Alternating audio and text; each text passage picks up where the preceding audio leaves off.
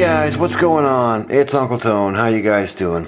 Today we're going to be taking a look at the aluminum bumper case from the very cool people over at SW Box. This was sent over to me for review. I really do appreciate it. Thanks to the cool people over at SW Box for sending this over. And you guys who've been watching my videos for a while will know that I am a huge fan of aluminum style bumper cases. I love metal bumpers. I don't know why. They're just super awesome and they look really cool, and I'm a big fan of aluminum bumper cases. Aluminum bumper cases also tend to be kind of expensive. The cheapest one I can think of right off the top of my head is the Casemate Jet case. That's going to set you back about $40 to $50 probably, and then they go up from there. You have the Hornet Tech Vader case. It's about $60-$70. And you got the Element Case Vapor Pro. That one's like $90, $100, something like that. They're not cheap, which is where this one comes in. The SW Box is selling this one for the bargain basement price of $16.84, which is super cheap. So, is it worth the $16.84 or not? Well, let's bust into it and find out. So to open up the thing, you simply lift the flap here, and then inside the package, you are, of course, going to get the bumper case itself, which we'll get to more in just a second, as well as a little goodie pack here. And inside your little goodie pack, you're going to get a screwdriver, an extra screw, and a sleep-wake button. So, cool beans. Let's go ahead and crack this open and install it on the phone. While I'm getting this package open, I do want to mention also that this case is not lined with anything when you receive it. It is a bare aluminum case. They also include a strip of adhesive-backed foam that I guess you have to cut yourself and place around the inside of the phone, which I've done here. I tried to leave as long a strip as I could to cover the antenna band here so as to try and not affect signal. I'm sure, as you guys know, metal touching the metal band of the iPhone 4 kills your signal.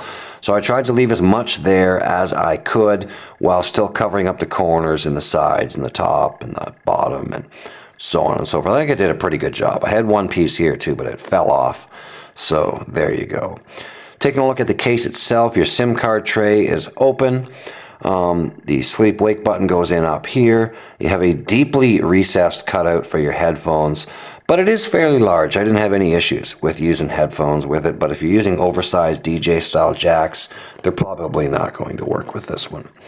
Moving around here to the side to the vibrate switch cutout and the volume rocker. This will work with both the iPhone 4 and 4S. The vibrate switch is large enough to accommodate both. So there you go. Moving down here to the bottom, you can see how deeply recessed this case is. I was not able to dock with this case while I was using it, which has been one of the first times I haven't been able to dock in my GigaWare Dual Dock with a case. I generally just leave the dock inserts out and then I can go ahead and dock and that kind of thing, but this one is so deeply recessed here that I was just not able to dock with it. So there you go. Cool beans. I'm going to go ahead and speed this one up, maybe do a quick jump cut here. And to install this one, all you simply have to do is remove these two screws here and slip it on and then put the screws back in. So we're going to go ahead and speed things up here and do that right now. Okay, cool. We got the screws out, and as you can see here, I don't have it on yet, but I did want to show you guys the general reception I get with no case on my phone, or a case that's not affecting signal on my phone. I generally get 4-ish bars when I'm at home. I'm usually sitting right around 4 bars most of the time at home. So let's go ahead and put this case on the phone, and then I'll show you why I showed you this. Okay, cool beans, and there we have it. On the phone. Just finished tightening up this last screw. Just finger tight. They don't need to be super tight.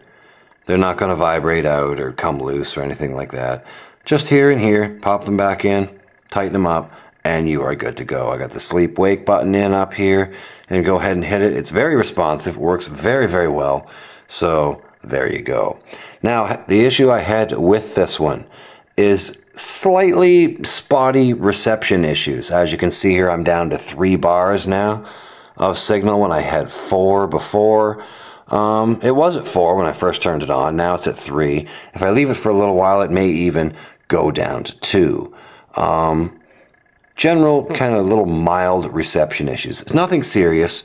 So I emailed the people over at SW Box, and I asked them about it, and they told me that they hadn't, really experienced any problems during testing with it, but that they do live in an area with excellent reception. So I thought, well, maybe it's just me being in an average reception area. So I went ahead and I used some Spectra wraps that I have here that are, the adhesive back things that cover up the band of your phone, the colored fancy ones. And I stuck some of those on here. I covered the entire band of the phone, and then I put the case back on, and I still experience the same problems. It's not so bad here at home, but particularly when I go to work. I'm surrounded by metal at work. It's all over the place. In the kitchen, you have a lot of stainless steel, and the coolers are metal, and so on and so forth. And I'm surrounded by a lot of metal, and I generally have 2 or 3 bars of 3G while I'm at work. While using this case and I was at work, I would generally have 1, sometimes 2 bars of 3G. It definitely seemed to affect signal quality while I was at work. Sometimes if my phone was in my pocket for a little while and then I pulled it out after an hour or so, I would actually be on edge, not even 3G. So there you go. Minor reception issues for me. I tried this with 3 different iPhone 4s with the same result. I have an iPhone 4, my mom has an iPhone 4, and my boss's son at work also has an iPhone 4. So I tried them with all 3, and I experienced similar results with all 3 versions of it, of the iPhone 4, all 3 iPhone 4s I tried. I have not tried it with a 4S. Maybe, it works better with a 4S than it does with an iPhone 4. I don't know. All I can do is relay my experiences to you guys. And my experience is generally a 1 bar loss in signal, sometimes 2. So there you go. It's a super awesome case. You're unable to dock it, but other than that, it is a really awesome looking case that doesn't really ever need to be taken off. You can pretty much access everything that you need to access with it on, including the SIM card. So there you go. It's up to you guys. You think you'll work out with it. If you live in an area with great reception, I'd say go ahead, pick it up. But otherwise, probably not. Doesn't really matter how cool a case looks. If it affects the reception on your phone and your phone doesn't work very well, then it's kind of a no-go for me. So there you go, guys. That's pretty much going to do it for my review on the SW Box aluminum bumper case for the iPhone 4 and 4S.